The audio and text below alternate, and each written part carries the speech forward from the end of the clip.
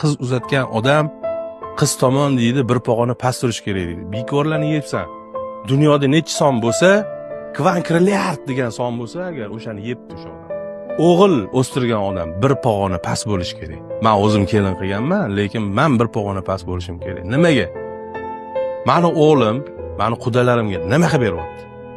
To'y hashamir katta tadbiri yoki bo'lmasa o'sha ayolini uyga olib tashlaganda birro ko'rinib qo'yadi. 4 ta non bilan.